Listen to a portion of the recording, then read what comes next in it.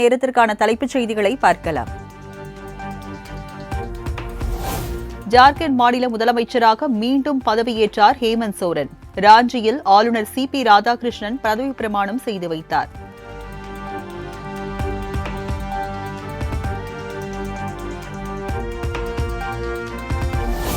நீங்கள் நலமா திட்ட பயனாளர்களுடன் முதலமைச்சர் MK ஸ்டாலின் வீடியோ காலில் கலந்துரையாடல். அரசு நலத்திட்டங்கள் முறையாக கிடைக்கிறதா என்றும் கேட்டறிந்தார். மாதாந்திர பராமரிப்பு உதவித்தொகைலாம் வருதா? ஐயா கரெக்டா வருதுங்க ஐயா, எல்லாம் உங்களுடைய கருணைங்க ஐயா. எவ்வளவு தொகை வருது? ஐயோ எனக்கு தெரியுதா? தெரியுது சார். நல்லா இருக்கீங்களா? நல்லா இருக்கேன். உங்க பேர் என்னமா? சங்கீதா சார். இந்த ஊர்ல படிக்கிறீங்க? Sir Ramanathapuram district Achankudi primary ஸ்கூல்ல பாப்பா கீர்த்தி ஸ்ரீ 3rd ஸ்டாண்டர்ட் படிக்கிறா சார். ஓ, அங்க அம்மாவா நீங்க? காலை உணவு திட்டம் கரெக்டா கொடுக்குறாங்களா?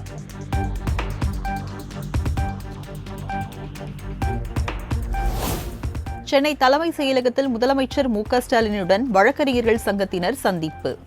மத்திய அரசு அமல்படுத்தியுள்ள 3 குற்றவியல் சட்டங்களை தமிழ்நாட்டில் அமல்படுத்தக்கூடாது என கோரிக்கை மனு.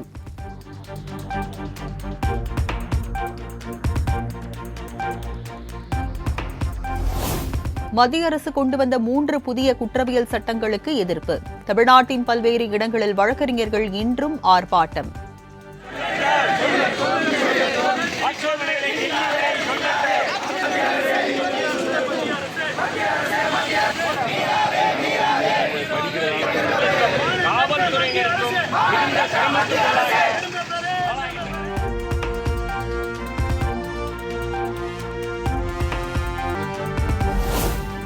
சேலத்தில் அதிமுக பிரமுகர் கொலை செய்யப்பட்ட சம்பவத்திற்கு எடப்பாடி பழனிசாமி கண்டனம். திமுக ஆட்சியில் சட்டம் ஒழுங்கு அடியோடு சீர்குலைந்து விட்டதாக குற்றச்சாட்டு.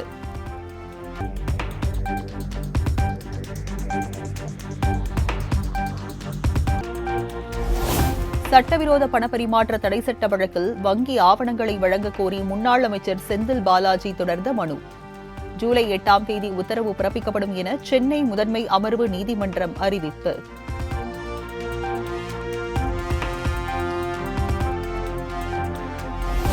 விக்கிரவாண்டி இடைத்தேர்தலில் திமுகவை ஜெயிக்க வைக்க அதிமுக போட்டியிடவில்லை. திருச்சியில் பாஜக மாநில தலைவர் அண்ணாமலை குற்றச்சாட்டு. நீங்க சொன்ன அந்த கட்சி இன்னைக்கு பிரச்சாரம் பண்றாங்க, இவங்களுக்கு ஓட்டு போடாதீங்கன்னு சொல்றாங்கன்னா அவங்க ஏ டீமுக்கு சப்போர்ட் பண்றாங்க. அந்த ஏ டீம் என்கின்ற திமுக ஜெயிக்க வேண்டும் என்பதற்காகத்தான் பி டீம் என்கின்ற அனைத்து இந்திய அண்ணா திராவிட முன்னேற்ற கழகம் ஒதுங்கி இருக்கின்றார்கள் என்பது விக்கிரவாண்டி இடைத்தேர்தல்.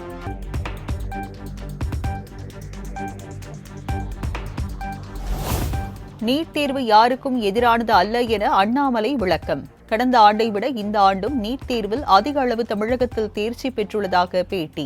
அரசு பள்ளியிலிருந்து அரசு மருத்துவக் கல்லூரிக்கு போக போறாங்க. நாங்க திரும்ப கேட்கறது, இன்னைக்கு சட்டப்பேரவையில் 2-3 முறை திராவிட முன்னேற்ற கழகத்தினுடைய அரசு நீட்டை எதிர்த்து தீர்மானம் கொண்டு வந்திருக்காங்க. ஒரு வெள்ளை அறிக்கை கொண்டு வரதுக்கு என்ன பிரச்சனை தான்.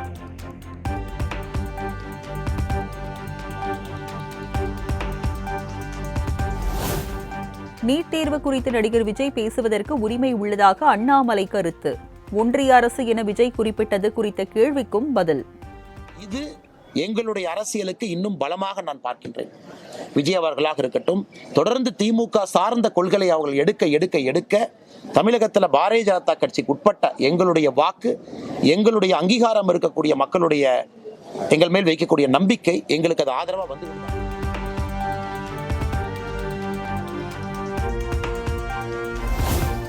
மாநில அளவில் சாதிவாரி கணக்கெடுப்பு நடத்த தமிழக அரசு பயப்படுவது ஏன் என பாமக தலைவர் அன்புமணி கேள்வி. சாராயம் விற்ற காசில்தான் மக்களுக்கு நலத்திட்டங்கள் வழங்க வேண்டுமா எனவும் காட்டம்.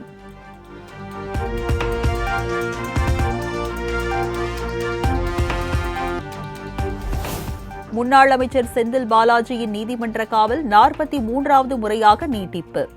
ஜூன் 14ஆம் தேதி வரை நீட்டித்து சென்னை முதன்மை அமர்வு நீதிமன்றம் உத்தரவு.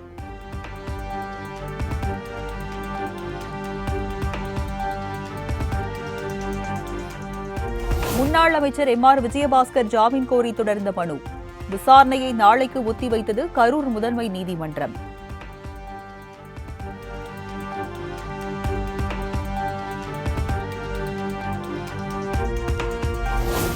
சென்னை மெட்ரோ ரயில் 2ஆம் கட்ட திட்டத்திற்கு ஆசிய உள்கட்டமைப்பு முதலீட்டு வங்கி நிதி உதவி.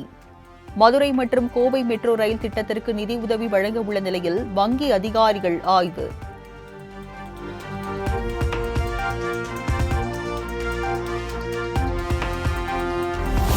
கோவை, நெல்லை திமுக மேயர்கள் அடுத்தடுத்து ராஜினாமா.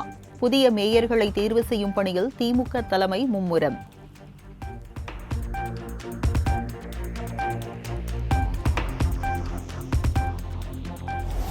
வாடகையை உயர்த்தி வழங்க கோரி மன்னார்குடியில் 700க்கும் மேற்பட்ட லாரி உரிமையாளர்கள் வேலை நிறுத்த போராட்டம்.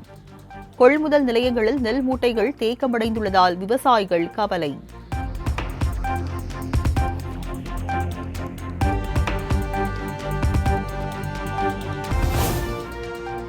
புதுச்சேரி அரசுக்கு எந்த ஆபத்தும் இல்லை என முதலமைச்சர் ரங்கசாமி திட்டவட்டம்.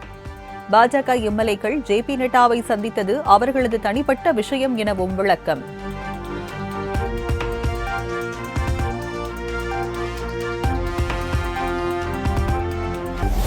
தமிழகத்தில் இன்று பல்வேறு இடங்களில் மிதமான மழை பெய்யக்கூடும் என சென்னை வானிலை ஆய்வு மையம் தகவல். நீலகிரி, கோவை ஆகிய 2 மாவட்டங்களுக்கு கனமழைக்கான மஞ்சள் நிற எச்சரிக்கை விடுப்பு.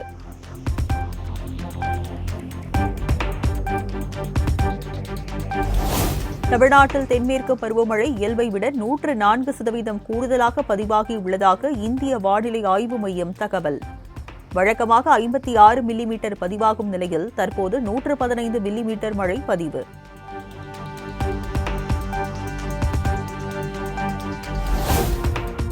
டெல்லியில் பிரதமர் மோடியுடன் இந்திய அணி வீரர்கள் சந்திப்பு. T20 உலக கோப்பையுடன் சென்ற வீரர்களுக்கு காலை விருந்து வழங்கி உபசரித்து மோடி கலந்துரையாடல்.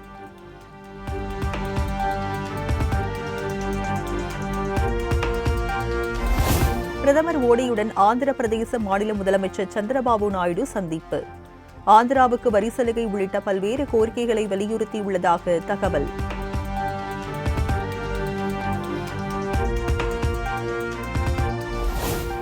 மூன்று நாள் பயணமாக ரஷ்யா செல்கிறார் பிரதமர் நரேந்திர மோடி. மாஸ்கோவில் நடைபெறும் இந்தியா ரஷ்யா இடையே நடைபெறும் ஆண்டு கூட்டத்தில் பங்கேற்க உள்ளதாக தகவல்.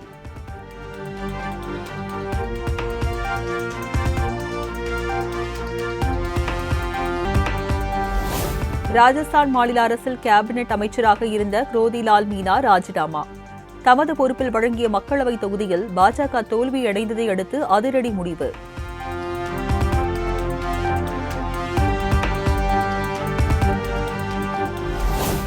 அசாம் மாநிலத்தில் கொட்டி தீர்த்த கனமழையால் 29 மாவட்டங்கள் வெள்ளக்காடு.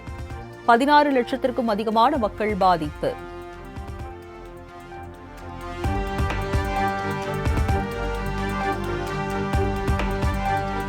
மும்பை வான்கடை மைதானம் அருகே தொடர்ந்து பெய்து வரும் கனமழை. இந்திய அணி வீரர்களின் வாகன பேரணி கொண்டாட்ட நிகழ்ச்சி நடைபெறுவதில் சிக்கல்.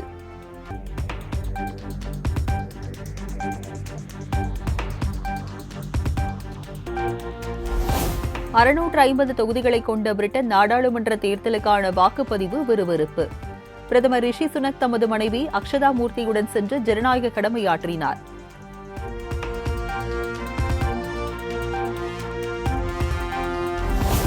பிரான்ஸ் தலைநகர் பாரிஸில் ஜூலை 6ஆம் தேதி தொடங்குகிறது ஒலிம்பிக் போட்டிகள். பார்வையாளர்கள் மாடம், விளையாட்டு மைதானங்களை தயார்படுத்தும் பணிகள் இறுதிக்கட்டத்தை எட்டியது.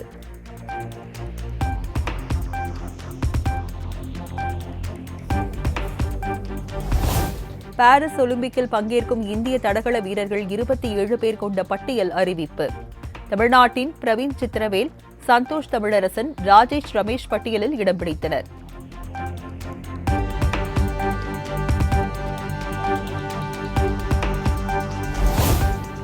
15ஆம் ஆண்டு திருமண நாளை கொண்டாடிய மகேந்திர சிங் தோனி, சாக்ஷி தம்பதி இருவரும் கேக் வெட்டி மகிழ்ந்த வீடியோ இணையத்தில் வைரல்.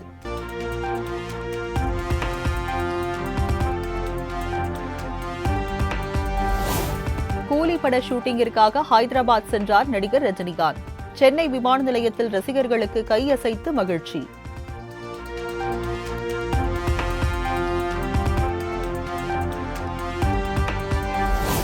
மற்றவர்கள் நினைப்பதை பற்றி கண்டு கொள்ளாதீர்கள் என நடிகை த்ரிஷா எக்ஸ் தளத்தில் பதிவு. பாடகி சுசித்ராவின் கருத்துக்கு பதிலடியான நெட்டிசன்கள் கேள்வி.